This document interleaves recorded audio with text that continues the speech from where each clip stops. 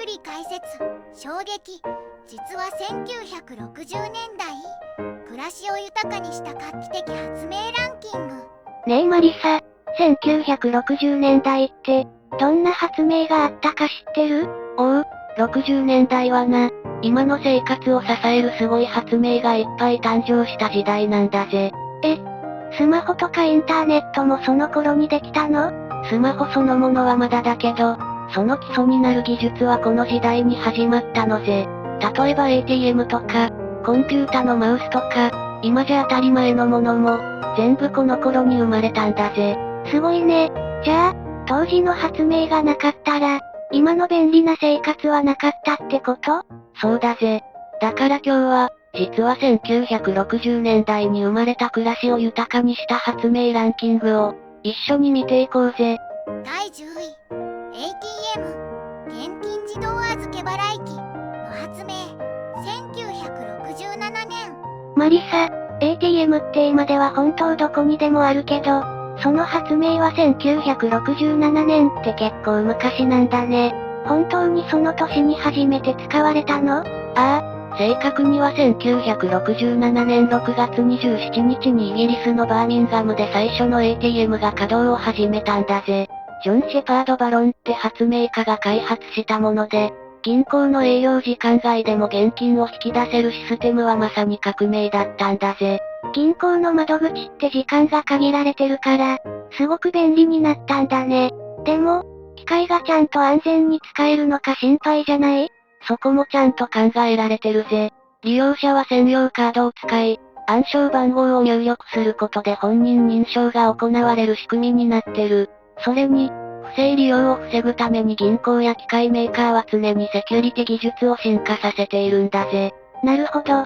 最初はそんな新しいシステムにみんな戸惑わなかったのかな？確かに最初は機械がお金を出すなんて怪しいと嫌う人もいたけど、使いやすさと便利さがすぐに広まったんだぜ。特にイギリスの成功をきっかけに、1973年にはアメリカでも最初の ATM が設置されたぜ。80年代からは日本も含めて一気に普及したんだぜ。それって生活がすごく楽になったってことだよね。銀行の営業時間を気にせずお金を引き出せるなんて、今じゃ当たり前だけど昔は画期的だったんだね。そうなんだ。今じゃ ATM って現金の引き出しだけじゃなくて、残高紹介振込公共料金支払いなどいろんな機能がついてるけど、その原点はこの1967年の発明にあるんだぜ。これがなかったら、今の私たちの便利な生活はなかったかもしれないぜ。ATM 一つで生活の利便性が大きく変わったんだね。1960年代の発明って本当にすごいね。第9位。マウス。1964年発明。1968年公開。コンピュータの操作を直感的にした革命的デバイス。ねえマリサ、パソコンで使うマウスって、もしかして60年代にできたの？そうだぜ。マウスは1964年にアメリカのダグラス・エンゲルバートが発明して、1968年に初めて公開されたんだぜ。そんな昔からあったんだ。でも、どうしてマウスなんてものを作ろうと思ったの？当時のコンピュータは、キーボードから文字だけを打ち込むのが基本だったんだぜ。直感的に画面上のものを操作できる仕組みがなかったから、エンゲルバートは手で動かしてポインターを動かすっていう画期的なデバイスを考えたんだぜ。画面を直接タッチするんじゃなくて、机の上でマウスを動かして、ポインターを動かすってことだよね？その通りだぜ。しかも、最初のマウスは今みたいにレーザーじゃなくて、木製の箱に2つの金属の車輪がついてたんだぜ。上下と左右の動きをそれぞれ感知して、コンピュータに伝える仕組みだったんだぜ。今の丸いボールや光センサーのマウスと全然違うんだね。ああ、しかも、1968年に行われたマザー・オブ・オールデモっていう超有名な公開実演で、マウスとウィンドウ操作、ハイパーテキストなんかをまとめて披露したんだぜ。これが現代のパソコン操作の原点になったってわけだな。つまり、マウスがなかったら、今みたいにパソコンを簡単に使うのは無理だったかもしれないってこと？その通りだぜ。エンゲルバートの発明があったからこそ、コンピュータが一般の人にも身近になったんだぜ。マウスって、地味だけどとんでもない革命児なんだぜ。第8位、オーディオカセットテープ。1962年、音楽を好きな場所で手軽に楽しめるように。続いては第8位だね。1960年代の発明。次は何かな？暮らしを豊かにした画期的なものって聞くと、本当に色々なものが思い浮かぶなぁ。ほっほー、お次はな、今の若い奴らはもしかしたらピンとこないかもしれないが、一時代を築いた音楽メディアなのぜ。1962年に登場した、オーディオカセットテープだ。カセットテープ、ああ、確かに一時期、家にもたくさんあった気がする。でも、今の CD とかデジタルデータに比べると、なんだか古めかしい感じもするけど、これが画期的だったの？もちろんなのぜ。これが登場する前は、音楽を持ち運んで聴くっていうのが、今みたいに当たり前じゃなかったんだぜ。主流はレコードか、プロ用のオープンリールテープだったんだが、どっちもでかくて持ち運びには向かないし、操作もちょっと専門的だったぜ。音楽は基本的に家で聴くものだったんだぜ。なるほど。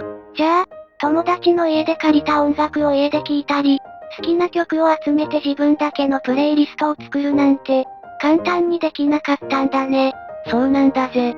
そこで、オランダのフィリップス社が開発したのが、このコンパクトなカセットテープなんだぜ。小さなプラスチックのケースの中に磁気テープが収まっていて、再生も録音も簡単なプレイヤーでできるぜ。ポケットにも入るサイズになって、音楽をいつでもどこでも手軽に持ち運んで楽しめるようになったんだぜ。これが後のウォークマンとか、携帯音楽プレイヤーの礎になったとも言えるな。あの小さなカセットテープが、音楽の楽しみ方をガラッと変えたんだね。友達とのダビングとか、ラジオの録音とか、カセットテープならではの思い出がある人も多いんじゃないかな。場所を選ばずに音楽を楽しめる自由を与えてくれたんだね。まさにその通りなのぜ。高価で大きかった音楽プレイヤーとメディアを、手軽で身近なものにしたぜ。音楽が大衆のものになった。その立役者の一つと言える発明なのぜ。カセットテープ、侮れないだろ？第7位、ベーシック。プログラミング言語。1964年、コンピュータをより多くの人が使えるようにした言語。マリサ、プログラミング初心者向けのベーシックって1964年に発明されたんだって？そうだぜ。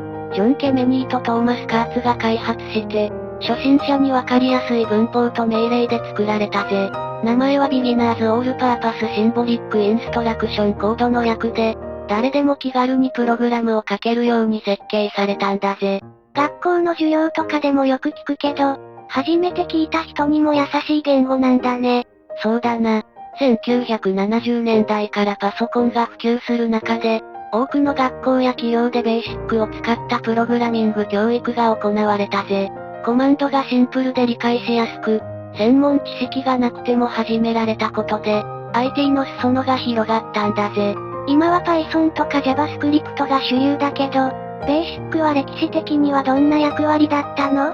ベーシックはプログラミング言語の入り口として重要で、多くの言語開発や教育の基盤となったぜ。特にパソコン黎明期には標準的な言語として使われ、後の発展に大きく貢献しているんだぜ。初心者用の言語としても今なおその影響力は続いているぜ。そうか。ベーシックがなかったら今みたいに多くの人がプログラミングに触れることもなかったんだね。まさにそうだ。この1960年代の発明がコンピュータの世界をより開かれたものにして、多くの人が IT の世界に入るきっかけとなったんだぜ。そういう意味で偉大な発明だな。第6位、LED 発光ダイオード。1962年、今や照明やディスプレイに不可欠な技術の誕生。お次は第6位だぜ。今の私たちの生活に、光る場所には大抵使われてる、あの小さな光の粒、1962年に発明された、LED、発光ダイオードなのぜ。LED、家の照明とか、テレビの画面とか、スマホのライトとか、本当に色々なところで見るね。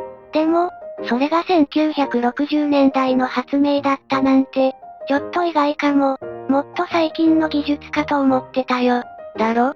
これが発明された当時は、今みたいに明るく光るわけじゃなかったんだぜ。それまで光らせるって言うと、主流は白熱電球だったんだぜ。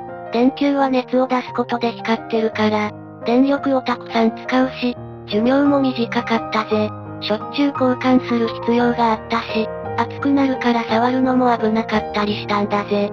確かに、昔の電球って熱かったイメージがあるね。電力もたくさん使うのか。環境にもあまり優しくない感じかな。まさにその通りだぜ。もっと効率的で、長持ちして、小型の光源が求められてたんだぜ。そこで、アメリカのニック・ホロニアック・ジュニアっていう人が、1962年に初めて実用的な赤色の LED を発明したんだ。半導体に電気を流すと光るっていう、全く新しい原理で光を作り出したんだぜ。最初はそんなに明るくなかったから、主に電気製品のパイロットランプとか、表示灯として使われたんだぜ。最初は赤色だったんだ。それがどんどん進化して、青色や緑色、そして白色の LED も開発されて、あんなに明るく光るようになったんだね。まさに小さな発明が、後に大きな変革をもたらしたんだ。その通りなのぜ。LED はとにかく省エネで長寿命。しかも小型化しやすいから、様々な製品に応用できるぜ。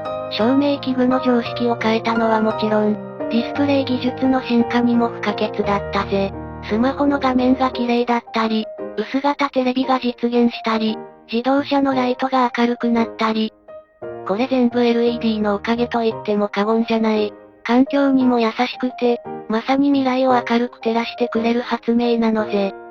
第5位、カセット式ビデオテープレコーダー VTR 1965年。さて、いよいよベスト10も後半戦だぜ。1960年代の発明ランキング。第5位はこれだ。家庭に映像を持ち込んだ革命児。カセット式ビデオテープレコーダー。略して VTR なのぜ。1965年に登場したんだ。VTR、あのテレビ番組を録画したり、映画をレンタルしてみたりするやつだよね。それが1960年代に発明されてたなんて、びっくりだよ。もっと最近の発明だと思ってた。だろ？これが登場する前はな、映像を記録するってのは放送局とかプロの現場だけだったんだぜ。でかいオープンリール式の機材で、操作も難しかったぜ。しかも、テレビ番組は放送時間にリアルタイムで見るしかなくて、見逃したらそれで終わりだったんだぜ。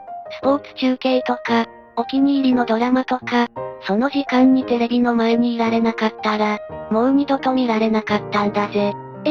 見たい番組があっても、その時間に見られなかったら諦めるしかなかったの？それは不便すぎるよ。今の感覚からすると信じられない。そうなんだ。そこで、日本のソニーが1965年に初めて開発発売したのが、この家庭用カセット式 VTR なんだ。業務用とは違って、カセットテープっていう手軽な形にしたことで、誰でも簡単にテレビ番組を録画できるようになったぜ。好きなドラマを撮りためたり、家族で見たい映画を録画しておいて休みの日にゆっくり見たり。まさにタイムシフト視聴っていう新しい概念を生み出したんだ。これによって、テレビ番組は放送されるものから記録して好きな時に見るものに変わっていったのぜ。タイムシフト視聴。確かに、これで自分の都合に合わせてテレビが見られるようになったんだもんね。放送時間を気にせず、見たい時に見たいものが見られる自由を手に入れたんだ。すごい発明だなぁ。レンタルビデオとかも、これが始まりなんだ。その通りなのぜ。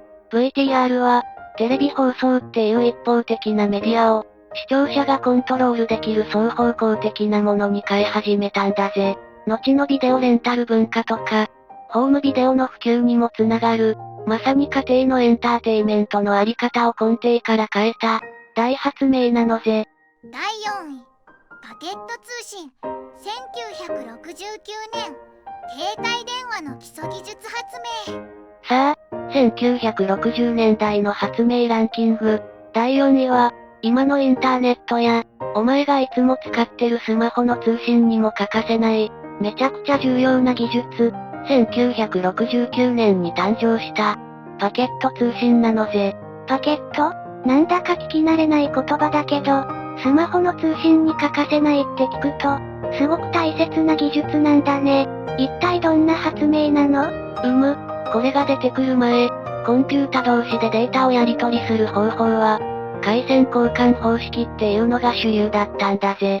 これはな、通信する相手との間に一本の専用線を一時的につなげる方式で、電話みたいにもしもし、ですって会話するのには向いてるんだが、コンピュータのデータを送るのにはすごく効率が悪かったぜ。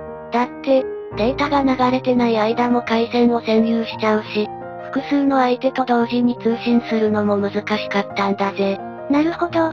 じゃあ、たくさんのコンピュータが同時にデータ通信しようとすると、回線がパンクしちゃったり、すごく待たされたりしてたってことかな？それは困るね。その通り、そこで登場したのが、このパケット交換方式だ。データを小さく分割して、それぞれに宛先情報をつけて送るんだ。データはバラバラになって最適な経路を通って相手に届き、向こうでまた一つに組み立て直されるんだぜ。一本の回線をみんなで共有できるから、効率が段違いに良くなったし、複数の相手と同時に通信することも可能になった。今のインターネット通信も、基本はこのパケット交換方式なのぜ。データをバラバラにして送るなんて、考えた人もすごいね。それが今のインターネットや、世界中の人と瞬時に繋がれるスマホの通信の仕組みになってるんだ。まるで魔法みたい。まさに魔法みたいな技術革新なのぜ。このパケット交換の発明がなければ、今のデジタル社会はなかったと言っても過言じゃないぜ。情報を効率よく、かつ自由にやり取りするための、まさに通信技術の基礎を築いた、隠れた大発明なのぜ。第3位、レーザー。1960年、医療から通信、エンタメまで幅広い分野で活躍する光技術。さあ、いよいよベスト3だね。どんな発明が出てくるんだろう？もうドキドキだよ。マリサ。当然の反応なのぜ。第3位はな、SF の世界から飛び出してきたかのような、まさに未来の光、1960年に発明された、レーザーなのぜ。レーザー、聞くだけでなんだかかっこいいね。細くてまっすぐな光線が出てくるイメージだけど、あれがそんなにすごい発明だったの？すごいどころじゃないのぜ。レーザーっていうのは、ライトアンプリフィケーションバイスティミュレイテッドエミッションオブラジエーション。つまり、輻射の誘導放出による光の増幅っていう意味の頭文字を取った言葉なんだぜ。簡単に言うと、普通の光とは全く違う特別な光を作り出す技術なのぜ。普通の光は色々な波長の光がバラバラの方向に出るんだけど、レーザーは特定の一つの色の光が、驚くほど強力に、そしてまっすぐに遠くまで進むんだ。特定の色で、まっすぐ強力に、それがどうしてそんなに画期的なの？理由はこの光の特性にあるんだぜ。指向性が高くてエネルギーを集中させられるから、医療の分野じゃ精密な手術に使われたり、通信の分野じゃ光ファイバーで大量のデータを高速で送るのに不可欠だったりするぜ。工場のラインじゃ金属を正確に切断したり溶接したり、エンタメ分野じゃ CD や DVD の読み取り、プロジェクター、ド派手なレーザーショーにも使われてるだろ？もはや私たちの生活のありとあらゆる場所で、レーザーの技術が使われているんだ。言われてみれば、病院とかお店とか、本当に色々なところで使われてるね。なんだか、見えないところで私たちの生活を支えてくれてる。すごい技術なんだ。未来の光っていうのも納得だね。まさに影の立役者なのぜ。小さく絞って当てれば精密作業に、広げれば情報を運ぶ媒体に、強くすれば物を破壊したり加工したりと、これほど多様な使い方ができる光は他にないぜ。現代社会を支える、まさに超重要な光技術、それがレーザーなのぜ。第2位、アーパネット。インターネットの原型の開発開始。1969年。さあ、いよいよ第2位だぜ。1960年代を代表する発明。栄えある第2位は、今の世界をつなぐ、まさに地球規模のインフラの原型。1969年に開発が始まった、アーパネットなのぜ。アーパネット？それは、もしかして、インターネットの原型って書いてあるけど、私たちがいつも使ってるインターネットのこと？まさにそれなのぜ。レイム、アーパネットこそが、今のインターネットの、紛れもないお父さんなんだ。これが出てくる前は、コンピュータはそれぞれ独立して動いてて、離れたコンピュータ同士で情報をやり取りするなんて、すごく難しかったんだぜ。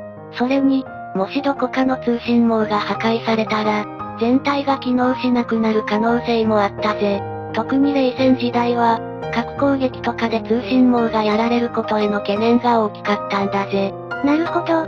じゃあ、バラバラだったコンピュータをつないで、しかももし一部が壊れても大丈夫な丈夫な通信網が必要だったってこと？その通りなのぜ。そこで、アメリカの国防総省の高等研究計画局 ARPA が中心となって、分散型のネットワークを開発し始めたんだぜ。前に話したパケット通信の技術を使って、情報を細かく分けて送ることで、たとえネットワークの一部が機能しなくなっても、他の経路を通って情報が届く仕組みを作り上げたんだぜ。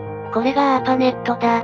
最初は軍の研究機関とか大学を結ぶ小さなネットワークだったんだが、これが後のインターネットへと繋がる全ての始まりだったのぜ。うわぁ、前にマリサが教えてくれたパケット通信の技術が、ここで繋がるんだ。しかも、もしもの時にも強いネットワークを目指したのが始まりだったなんて、知らなかった。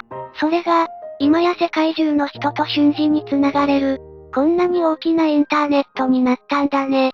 スケールが大きすぎて想像もつかない。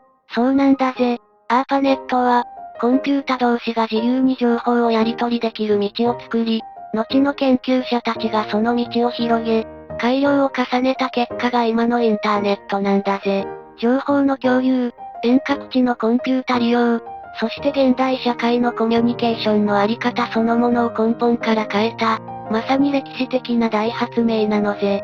第1位、メモリ集積回路 DRAM の発明、1966年。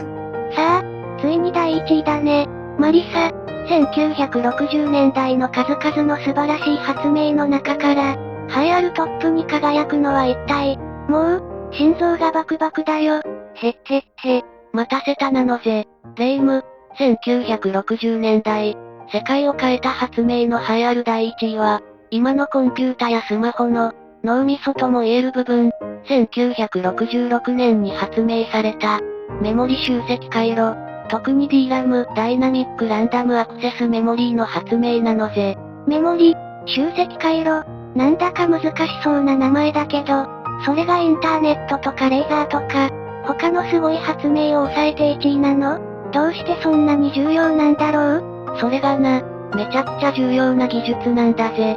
コンピュータが計算したり、処理をしたりするためには、一時的にデータを記憶しておく場所が必要なんだぜ。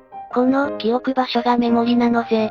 DRAM が発明される前は、データを記憶する方法は、もっと大きくて遅くて高価だったぜ。磁気コアメモリとかってのが使われてたんだが、サイズが大きくて、消費電力も大きいし、作るのが大変だったんだぜ。だから、コンピュータのメモリ量には限界があったんだぜ。なるほど。コンピュータが賢く早く動くためには、たくさんの情報を素早く覚えたり取り出したりできる場所が必要なのに、昔の技術だとそれが難しかったんだね。その通り。そこで、IBM のロバート・デナードっていう人が、半導体を使って、小さくて、たくさんのデータを記憶できて、しかも安価に作れる DRAM を発明したんだ。これにより、コンピュータのメモリ容量を飛躍的に増やすことが可能になったぜ。たくさんのメモリがあれば、コンピュータはもっと複雑な計算を早くこなせるし、いろいろなソフトを同時に動かすこともできるようになるぜ。これは、コンピュータの性能向上に欠かせない、まさにブレイクスルーだったのぜ。小さくて、たくさん記憶できて、しかも安い。なんだか、今のパソコンやスマホが当たり前に早く動く理由が分かった気がする。DRAM が発明されたからこそ、今の高性能なデジタル機器が生まれたんだね。これは確かに、インターネットや VTR と同じくらい、いや、それ以上に根本的な大発明かもしれない。まさにその通りなのぜ。DRAM の発明は、コンピュータのコストを下げて性能を上げ、パーソナルコンピュータの普及や、その後のデジタル革命の基盤を作ったんだぜ。今の、情報化社会を支える、最も基本的な部品の一つと言っても過言じゃないぜ。世界中のデジタル機器に DRAM は使われているぜ。だからこそ、1960年代の発明の王様として、文句なしの第一位なのぜ。1960年代の発明を振り返って、こうして振り返ってみると、1960年代って本当にすごい時代だったんだね。ああ、生活を変えた発明から、未来を作った基礎技術まで、まさに革命の連続だったぜ。今私たちが当たり前に使ってるものも、みんなこの時代に芽生えたって思うと、なんだか感動しちゃうね。そうだな。たった10年でこれだけの革新が生まれたってことは、人間の挑戦と想像力って本当にすごいんだぜ。これからの未来も楽しみだな。最後までご視聴いただきありがとうございました。これからも役立つ情報をお届けいたしますので、チャンネル登録と高評価をよろしくお願いします。コメント欄でご意見や質問もお待ちしています。それではまた次回お会いしましょう。バイバイ。今日も一日良い日で、またね。